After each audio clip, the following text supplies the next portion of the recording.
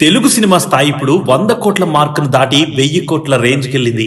దర్శకుడు రాజమౌళి బాహుబలితో దీనికి బాట వేస్తే ఆ బాటలోనే ఇప్పుడు అనేక సినిమాలు నడుస్తున్నాయి. టాలీవుడ్ కు మగధీరతో 100 కోట్ల క్లబ్ ను పరిచయం చేసింది కూడా రాజమౌళినే. ఆ తర్వాత చిరంజీవి, మహేష్ బాబు, ప్రభాస్, ఎన్టీఆర్, అల్లు అర్జున్ వంటి హీరోలు 100 కోట్ల క్లబ్ ను ఈజీగా క్రాస్ చేశారు.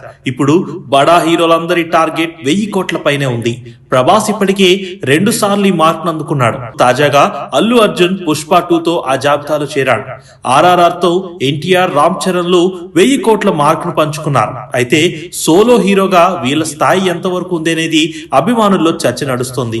ఇటీవల విడుదలైన junior NTR Devara cinema box office వద్ద 550 కోట్లు కొల్లగొట్టింది. దేవరా 1 కి వచ్చిన రెస్పాన్స్ తో దేవరా 2 ఈజీగా 1000 కోట్లు క్రాస్ చేస్తుందని అభిమానులు ఎక్స్పెక్ట్ చేస్తున్నారు. అయితే ఇప్పుడు అందరి దృష్టి రామ్ చరణ్ గేమ్ చేంజర్ పైనే ఉంది. RRR తో గ్లోబల్ స్టార్ అనే కొత్త స్టార్ ట్యాగ్ ను పొందిన రామ్ చరణ్ గేమ్ చేంజర్ తో ఎంత వసూలు సాధిస్తాడనేది అభిమానుల్లో ఒక రకమైన ఉత్కంఠ నెలకొంది. మీ ఉద్దేశంలో రామ్ చరణ్ సింగిల్ హ్యాండెడ్ గా ఎంత కలెక్షన్ రాబట్టగలడని అనుకుంటున్నారో కామెంట్ చేయండి.